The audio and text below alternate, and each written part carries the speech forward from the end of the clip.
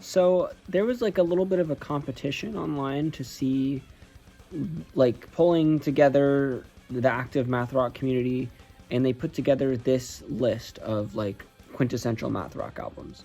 I have not listened to all of these albums, but I will be reviewing the ones that I have listened to, and I will be completely forthcoming about like how much I've listened to it. So without further ado, I'm just gonna go in order, and I'll try to make this as quick as possible. Say like a little blurb about each thing, what I personally feel about it. So firstly, we have Toe, the book about my idle plot on a vague anxiety.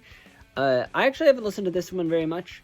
However, what I have heard of it, it's what this like album and a lot of Toe's music is like flooded all over like those Japanese math rock YouTube like algorithm playlists, you know, or videos where it's like math rock to study to or whatever. And I've clicked on a few of those in my day, like listening to that stuff as I'm at work. And this album is all over on there, and I remember really enjoying it. It's very good vibes. I wish I could say more about it. I just haven't really gotten too familiar with it. But that is not true for the next album, Clever Girl, No Drum and Bass in the Jazz Room. I remember when this album came out, and it has a fucking T-Rex on the cover. So, yeah, it's already a 10 out of 10. I love this album. It's very fun math rock with like really warm guitars, I would say, and very like upbeat major sound. Is great. And also Clever Girl, again, reference to I believe Jurassic Park, which is awesome. I love Jurassic Park. I'm a huge Michael Crichton fan. Yeah. If speaking of which, Michael Crichton, best book of his is Sphere. Just gonna throw it out there. Go read Sphere. That's the goat. Not the movie. Movie sucks. But now we're gonna talk about This Town Needs Guns, Animals, TTNG. This was like an early math rock album I found. I remember, and it's very fun. I believe the vocalist plays the guitar at the same time, and he has a much more sophisticated guitar playing style. It's very like bold identity that comes with his style of playing guitar, and it can be very laid back and like subversive at times. So it's very different. I would definitely like say like that is an album to listen to if you want.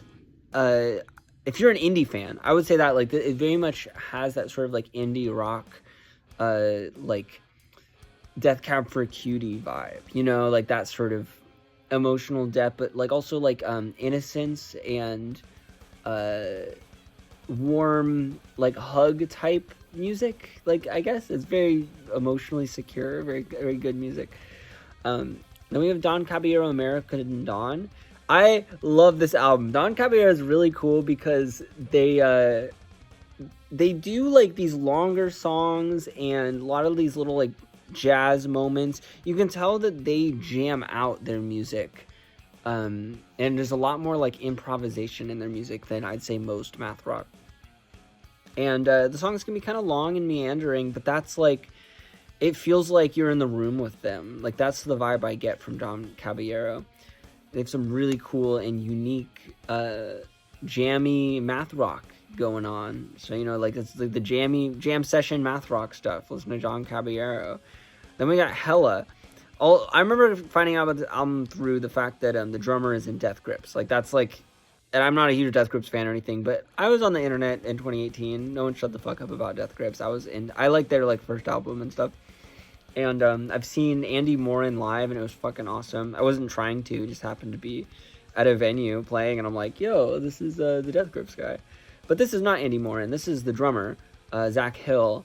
And I have heard, I think, just like the big songs off this album.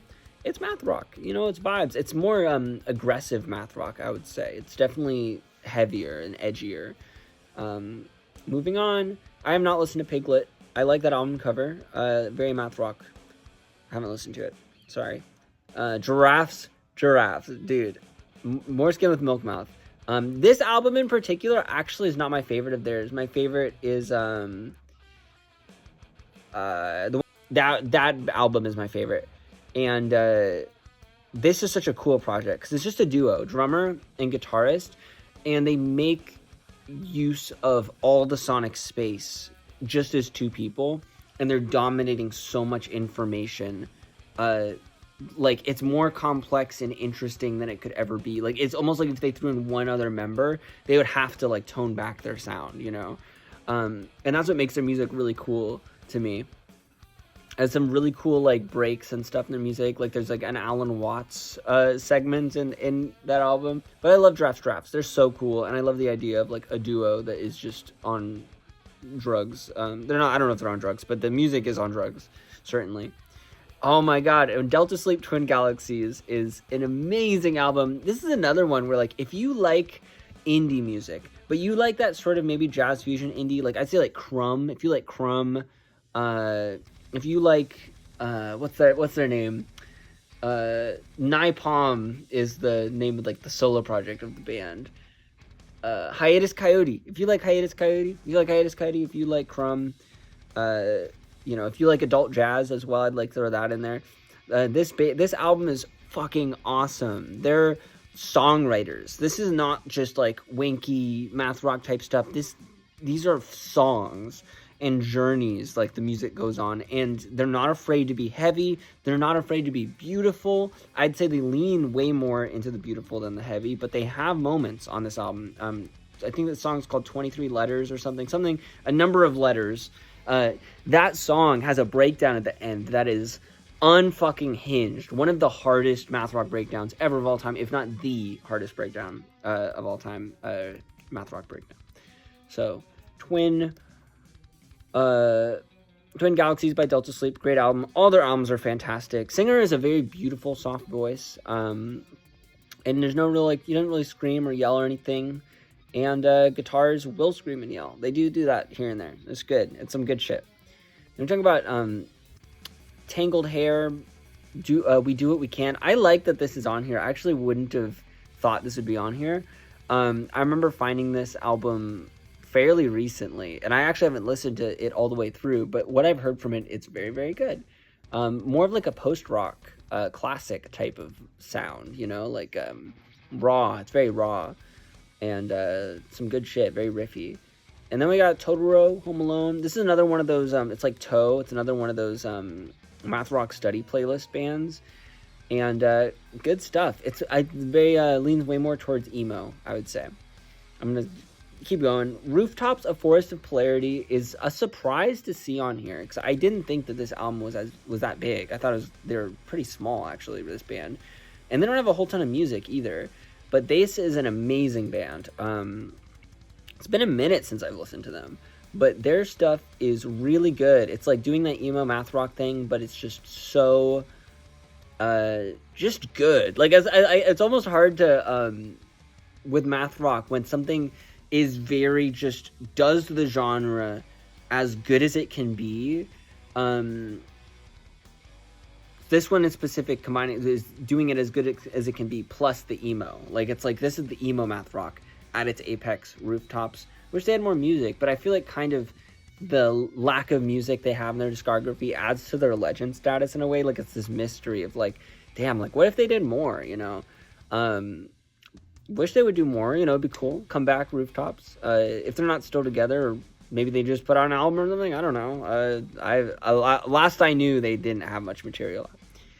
Then we have Terra Melos Untitled. This is funny because I love Terra Melos. I don't know this album. There's one Terra Melos album I've listened to, and I love it, and it's great. And I actually forget the name of it. Good thing I have Google here. But Terra Melos, it has a vocalist. I think they're like 3 or 4 piece. They're 3 piece. Yeah, vocalist plays guitar, to my knowledge. The album is called X'd Out. That's the album I'm thinking of.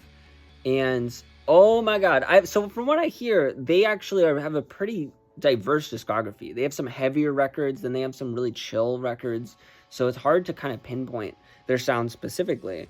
But my favorite album, X'd Out, is so good. It's kind of like pop math rock in the sense that it's very catchy. They really have these like shorter songs that are super catchy with the main theme, and it doesn't really divulge much from what it's doing, but each song is its own little universe. They're all so different. So they're very based in like different chords and scales, you know? So some of them are very dissonant songs and like chunky and weird rhythms, and it'll stay that way for the whole time, and then it goes into another song which is like really chill and vibey and like pretty with like guitar harmonics or something. I don't know. Really fun music. Their stuff is like, if you like Cage the Elephant, I get like, it's such a weird comparison, but like Cage the Elephant are those types of bands where every song is its own little like microcosm of like an emotion or something. It's a very pop record thing to do. I feel like indie pop, you know, like everything, you know, fucking trying to think of other indie pop bands. Cage the Elephant, you know, of course, like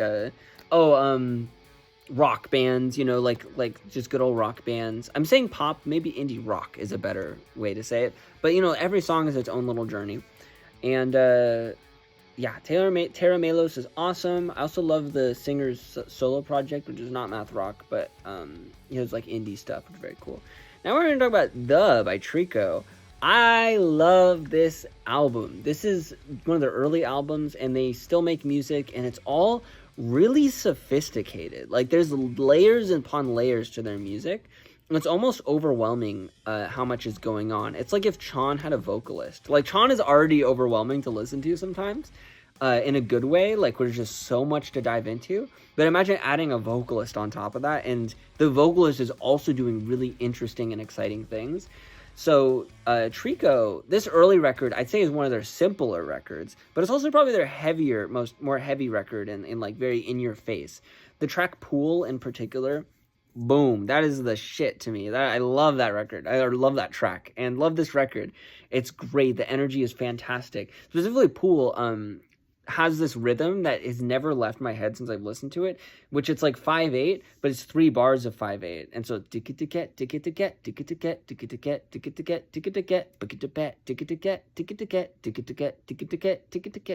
you know, it's like that type of rhythm where it's like, okay, it's 5/8, I get it, but then in a group of 3, it's like it's doing something really, really fucking cool and interesting. And then the singer sings on top of that da da da da ba da ba da da da, and then like repeats that, you know, and it's so good, so good. Love Trico. The is great, and also all their records are great. I'd say of all the bands on this list, Trico is like top 5 for me. But now we're going to talk about top 1. Chon is the math rock GOAT to me. I think that when I think of math rock, the first band that comes to mind is Chon every time. I could spend this whole video glazing Chon. I fucking love this band. I've seen them live more than any other band on here. Actually, that's not true. Fall of Troy I've seen live way more. But they're the second most seen band by me. I've seen them tons. And dude, their energy, their music, there's such a joy and fun to their music, and a complexity that is like Animals as Leaders level. Like, it is prog. It is like intensely complex music. But the aesthetics are so grounded in like that beautiful ethereal math rock sort of vibe. So there's really tons of just this jazz level playing. Like the guitarist, his pinky is freaking powerful. He's doing these crazy stretches and massive chord changes all the time. And then on top of that, just wild techniques that they're doing. Like, they're on the border of what can be physically done on their instruments. And I'm talking about the guitars and the drums, and I'm assuming the bass. I honestly haven't dove much into the bass, though I know their old bassist started a project which has turned into Gold Necklace, which he thinks is the guitarist in that project, and he's playing some really cool, crazy shit in that. So I'm sure, you know, he's bringing that there too. New bassist too. Unfortunately, this band just broke up, which a lot of people don't know because they broke up like really quietly, like on Mario's Story, which is so sad. But all of them, I said that so is sad. It's really sad because they're such a good band. They should be releasing more music. I miss them. I wish I could have seen them live even more, but each of the members are still making music. They do like lo-fi music now, and it's kind of funny because you can see that progression from like their early records where they started like their heaviest, most like shreddy, complex, and then they get each record like slow down and more chill vibes until eventually like they're like, no, we're all just lo-fi artists now. So, it's just really fucking funny.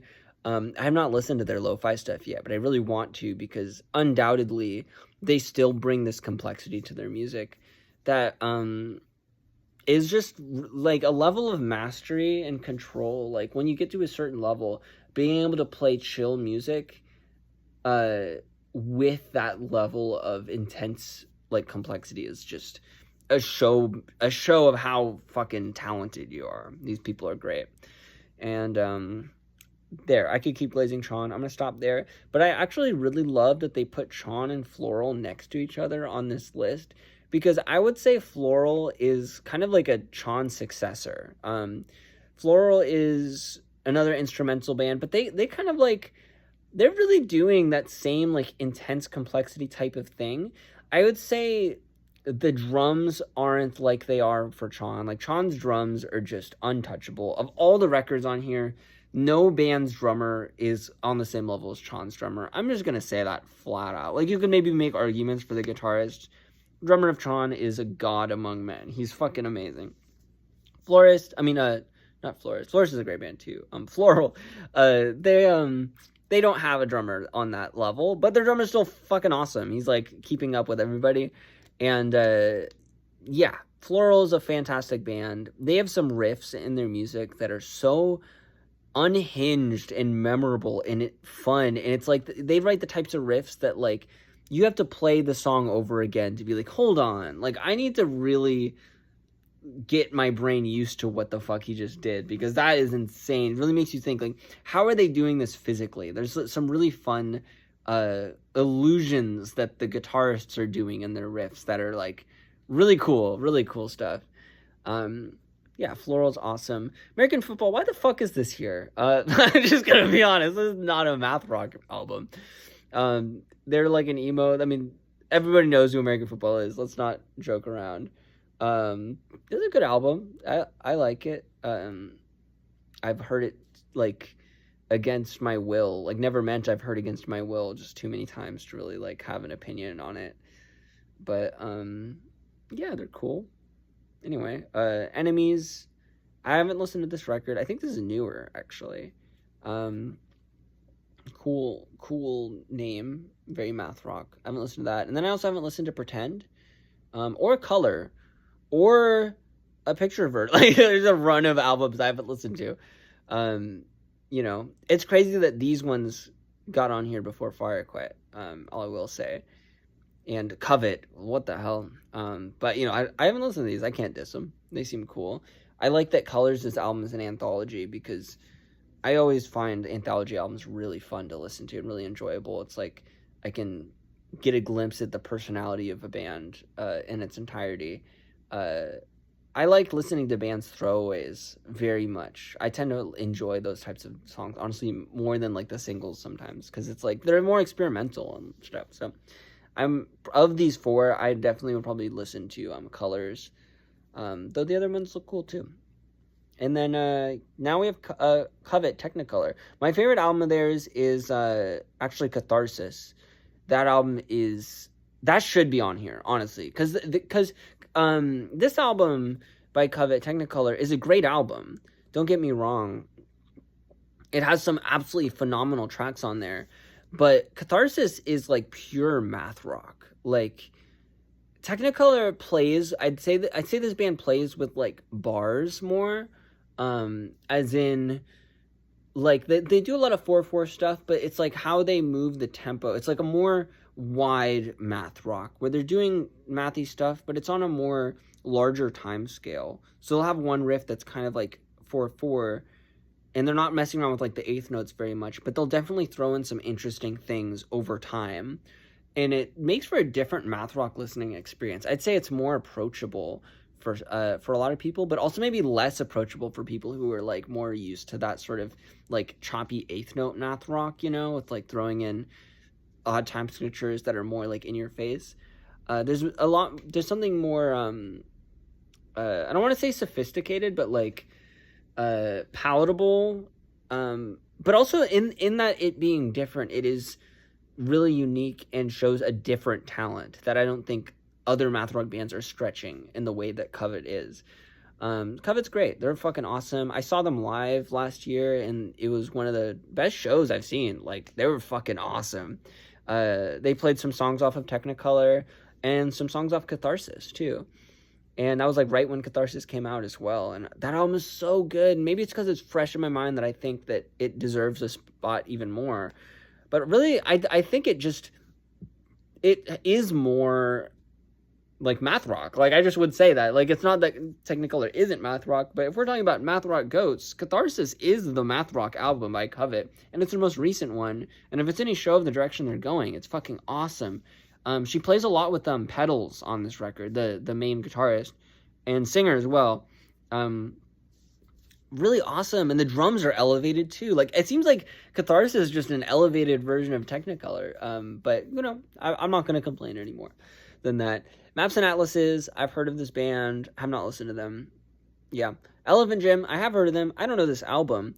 This is the third of the trinity of like math rock music to study to on YouTube playlists. I always get Toe, Totoro, and Elephant Gym on those playlists. And in that way, like, I get these bands confused kind of. So I feel like of these three bands, of Toe, Totoro, and Elephant Gym, I've listened to Elephant Gym the least. But everything I've listened to is really good. They make like really palatable math rock, very like, I'd say like upbeat, joyous math rock, but nothing too like crazy. It's like a little bit like medium tempo, nothing wild. Then we have Fall of Troy Doppelganger. This is a funny album because I feel like you could see it on a math rock playlist or a mathcore playlist or a post-hardcore playlist. It's like such a weird genre-defying band and album, but I'm not gonna front. This is like, if you listen to my band, UFO, you know I am a math rock stan. A Fall of Troy stan. I fucking love the Fall of Troy. I've seen this band more than any other band live. My favorite live band. Yeah, dude, I've moshed to every song that they have in existence, dude, except for probably the tracks off of OK in their new album because they don't play those, but dude, fuck, this is such a good album. It's such a good band. And it's hard for me to say this is my favorite album because I'm such a big fan of this band that I'm kind of sick of seeing Doppelganger everywhere because it's like, okay, they have other albums. Like, they have a whole discography of amazing shit. And Doppelganger is great. It is. But I'm like, it's just weird. It's like, I love OK. That's one of my favorite albums straight up of all time. And it's like, such an invisible album, and to me as a fan, I'm like, there's really no reason that album should not be getting love at least close to how much Doppelganger gets. Like, it's weird how obsessed people are with Doppelganger and just don't give a shit about their other albums. And I think it's kind of it's like a self-fulfilling cycle because people get it in their heads that Doppelganger is the best album, and then they go to listen to other albums and are always comparing it to Doppelganger. And it's like, you just got to listen to their other stuff, like, as if it's a different band, or like you never heard it before, and then come back to Doppelganger, and you can hear, like, their growth as a band and stuff, and also their lack of growth. Like, there's some albums that dip, like Unlikely Event is like it's like their pop record, whatever. And then Manipulator, the record after this one, the production is like weirdly, like, amateurish. But go listen to OK, man. That album, OK, is fucking amazing. Just some of the craziest riffs in any band ever. Like, okay, we're talking about math rock, dude. OK has some crazy riffs. They have this, like, they'll do some weird shit where a song will be like 4/4, and then they'll do like a 9/8 polyrhythm in a riff, or a 9/4 polyrhythm. I think that's in 401k in like the bridge section. They're doing some crazy weird shit on that album, and he has like opening with like sweep picking riffs and shit.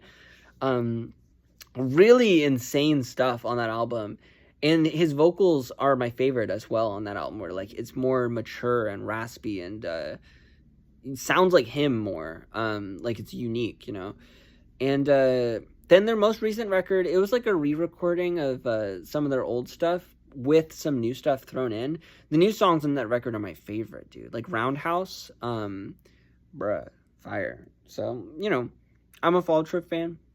I love this band, love this record. I'm glad it's here. I'm glad I can talk about Fall of Troy.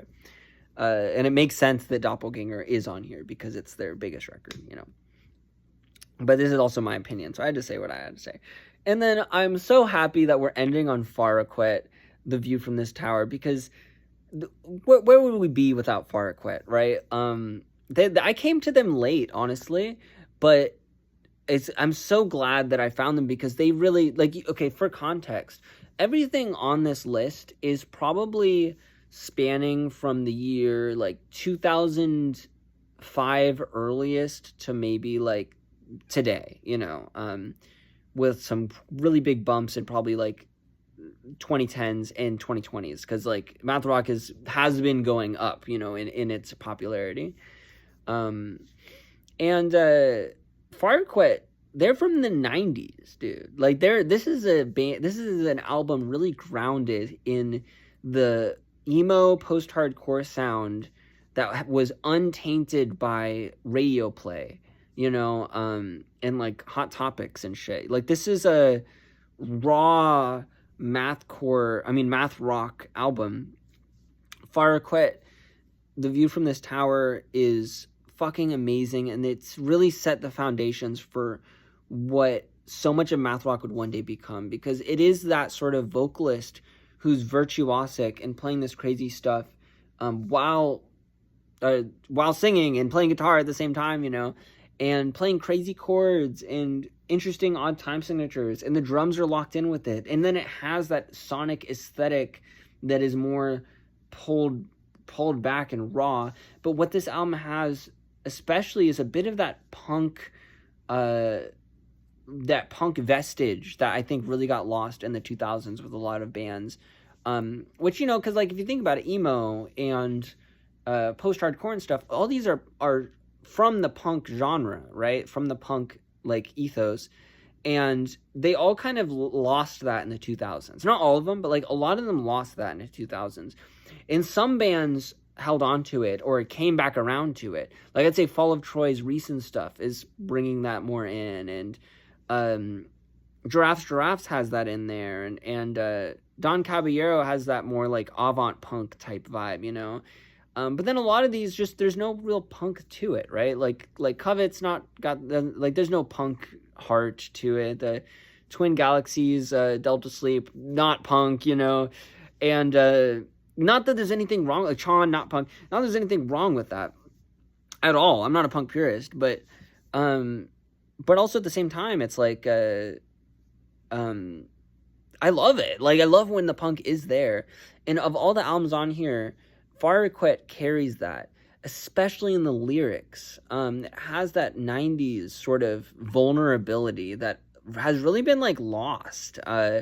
Not entirely, but by a lot of like modern bands, which opt for a more, I'd say, like poetic approach to lyricism, or poppy, like either poetic or poppy, and I it's not like I was around back then. Like I'm listening to these bands now, but I personally prefer that vulnerable, like punk, laying it all out for the listener to hear, lyricism. Like I much prefer to hear a guy be like, I feel this way about a thing, than be like a lyrical mastermind poet who's able to say like, oh, when the leaves transform us into new butterflies, or I don't know, like the metaphorical type of stuff that tends to like be like, oh, this guy's a real lyricist, which again, that stuff's cool.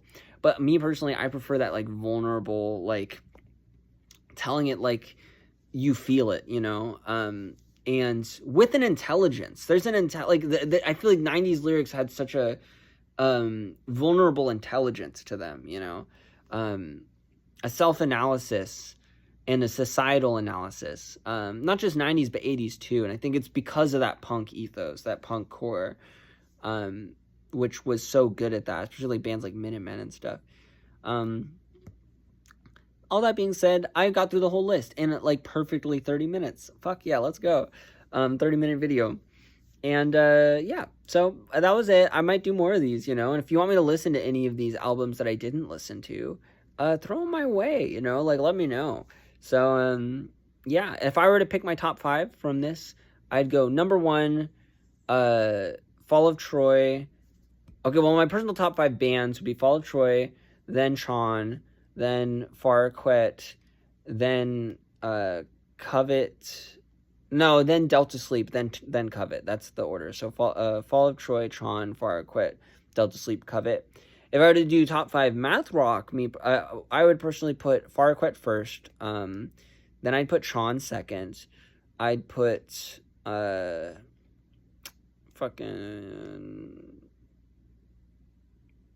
I'd put, now I'm not sure. Maybe Floral fourth, and then no, Drafts fourth, and then probably Rooftops fifth. Yeah. There we go. I love lists and shit, and who doesn't? But how should I end this video? Well, I post a lot of videos on here if you want to check it out. A lot of like guitar playing videos. I posted quite a few recently. I'm working on a new record for UFO, which is gonna be my best one, because I feel like all my previous records have been like very like experimental, as I'm like figuring out my sound and stuff, and especially like as I was going through like depression and stuff, I didn't know what I liked even, but now I know myself a lot better, and I think that's what the last record, Joy Boy, was very much about, is figuring out who I am and what I like. And now this next record is me showing you what I like and who I am and stuff, and it's really goofy and fun. I really am bringing a silly side to this next record that I think is very warranted and is not compromising any of the riffs or anything. This record's going to be heavy. It's also going to be soft. I'm going to have some soft moments, some dynamic moments. It's a longish record. I think normally what I tend to do with my records is like 8 or 9 songs with some interludes. This record is 11 songs with 2 interludes, so then 13 songs total. So I've fully written 11 songs for this record. That's a lot. That's more than I normally do. And it just came to me naturally. And I'm recording bass for all the songs too, which is a new thing. I did bass for some of the songs on Joy Boy, but a lot of the time I would just do synth bass, because I didn't have a bass for most of the time. I didn't. And then a long time I was like, oh, I'm playing this crazy guitar stuff. I don't know if I'm a good enough bassist to like follow my own guitar stuff, because I'm not a bassist. And then I was like, well, why don't I try? And then I tried, and I'm like, oh, actually, no, this is fine. I can write really cool bass lines that I never would have come up with MIDI. And it sounds better than MIDI because it's real. So I think there's an authenticity to this next record that is going to be great. My drum programming has elevated itself again. I'm really understanding what I like to hear with drums, and I'm getting better at programming them. Someday I'd love to get a real drummer, but that day has not come yet. And yeah, it's gonna be really cool.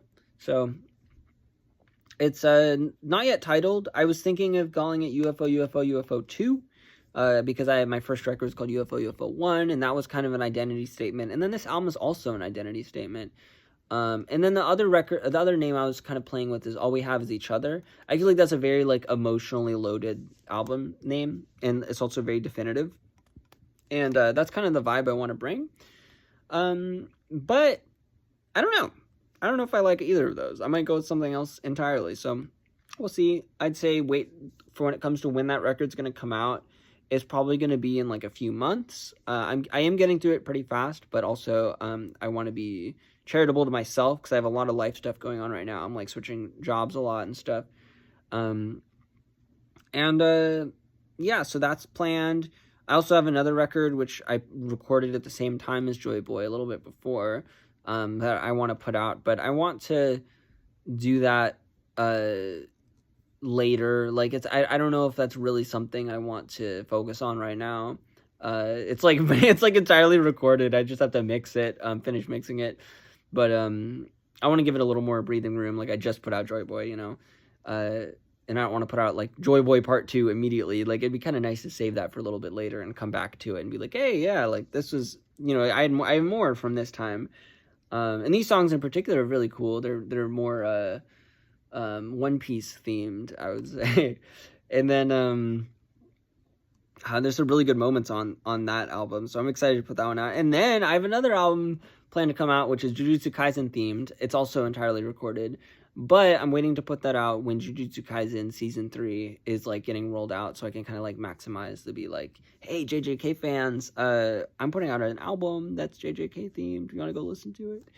And that one's more like deathcore oriented. It's probably my most caveman riff album, and all the songs are based on different characters from Jujutsu Kaisen. So that's what's going on with UFO. Thanks for watching the update if you did, and yeah, I'll have more videos coming. So I'll see you guys around. I'm gonna go eat some food. Bye.